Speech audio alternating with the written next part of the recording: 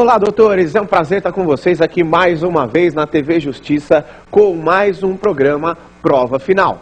Hoje nós vamos debater sobre um novo tema esse que sempre cai também nos exames de ordem. E pelo que eu pude perceber, pelo contato que eu já tenho tido com o pessoal aí na rua, pelos contatos com os meus alunos, isso tem sido de grande valia para o pessoal que vai prestar a OAB, para os examinantes da OAB. Aliás, eu corro o risco de dizer que não só para os examinantes da OAB esse programa está sendo de valia, mas também está sendo de grande valia para o pessoal que está se preparando aí para qualquer tipo de concurso público. Já que hoje a OAB ela tem efetivamente um nível alto, a gente se preparando para a OAB, a gente acaba se preparando também para outras coisas. E como a gente sempre faz, no primeiro bloco do nosso programa hoje, nós vamos trazer hoje o tema do dia.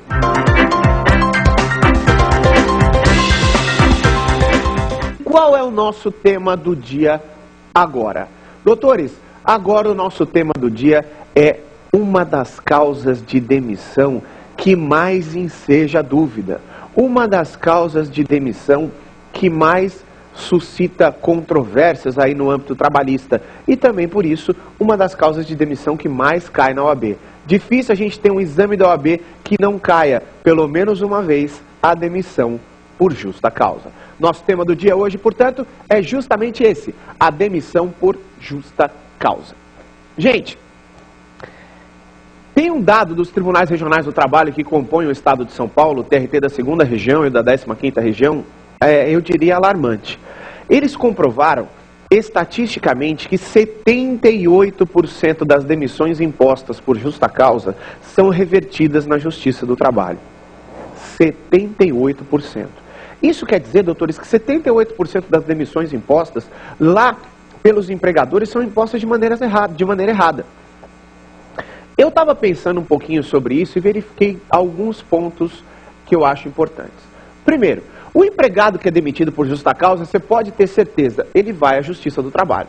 Ele vai postular e cuidado com isso. Porque o empregado que é demitido por justa causa, ele não vai à Justiça do Trabalho postular a reintegração no emprego. Reintegração é só para casos de estabilidade, não tem nada disso. O empregado que é demitido por justa causa, ele vai à Justiça do Trabalho e ele vai postular a reversão da justa causa.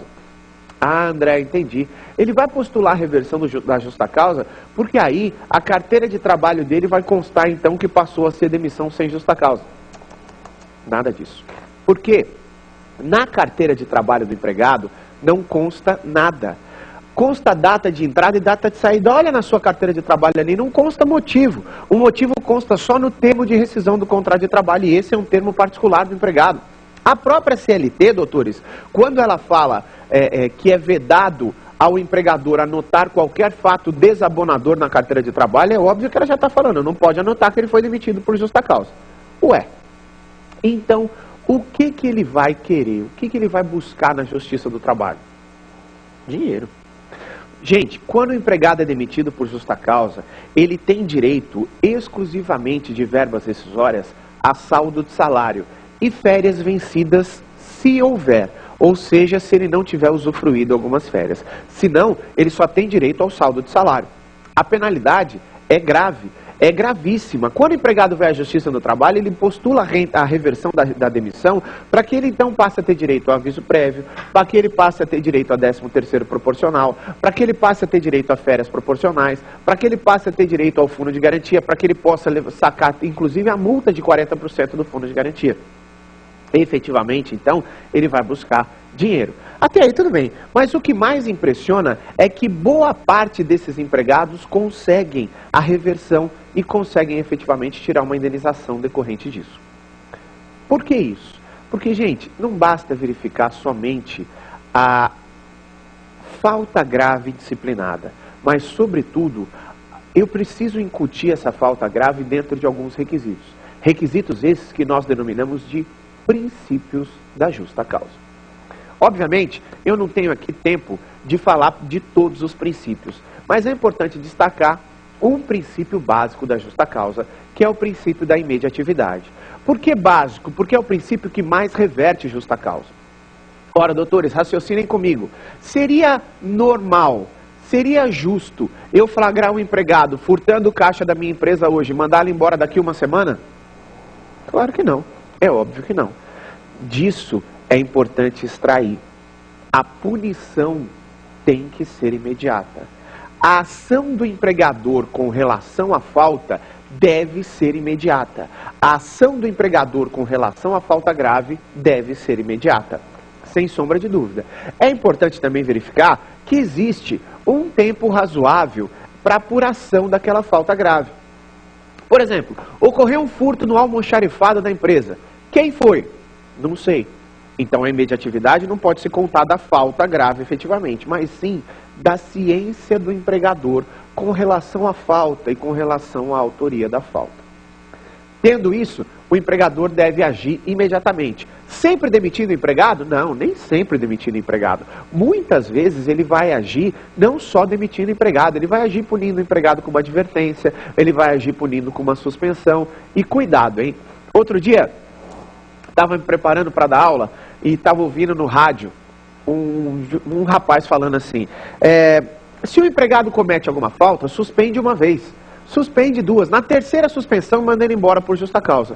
E eu pensei comigo e falei assim, esse rapaz deve ter síndrome de colégio. É verdade, porque pelo menos era na minha época de colégio que 3 suspensões e era expulso.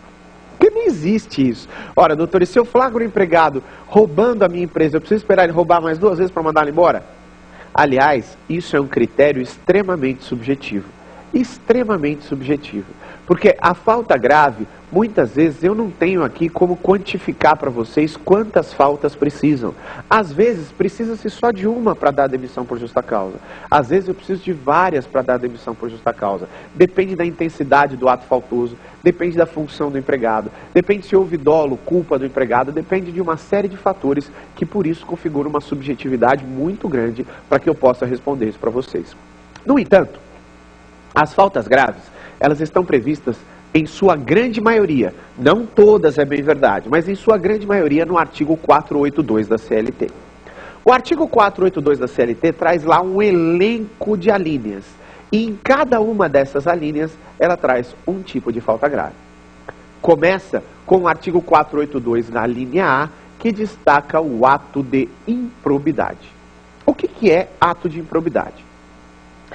O probo é o honesto. Uma pessoa proba é uma pessoa honesta. O ímprobo, portanto, é o desonesto. Ele normalmente, doutores, é caracterizado como ato ao atentado, como ato atentatório ao patrimônio do empregador. Sabe, aquele ato que atenta ao patrimônio do empregador, André, furto, roubo, são os mais comuns. Mas, por exemplo, dar nota fiscal maior do que foi a venda. A entrega de atestados médicos falsos configura um ato de improbidade, porque afinal de contas, além de ser um ato desonesto, você está fazendo com que o empregador lhe pague dias que não deveria pagar. Danificar materiais da empresa.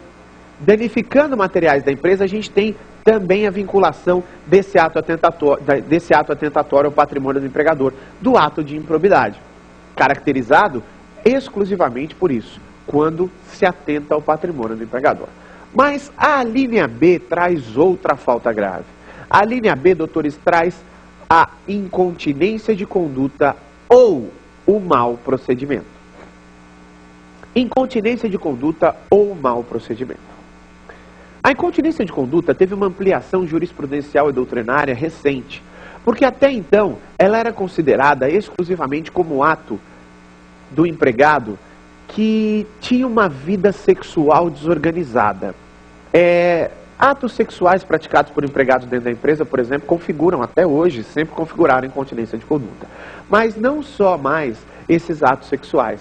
Hoje em dia, gente, atos libidinosos, atos obscenos também configuram a incontinência de conduta. Por que eu estou falando só de incontinência de conduta? Porque quando o legislador trouxe nesse 482 a linha B, incontinência de conduta ou mau procedimento, essa palavrinha de 2 letrinhas, essa palavrinha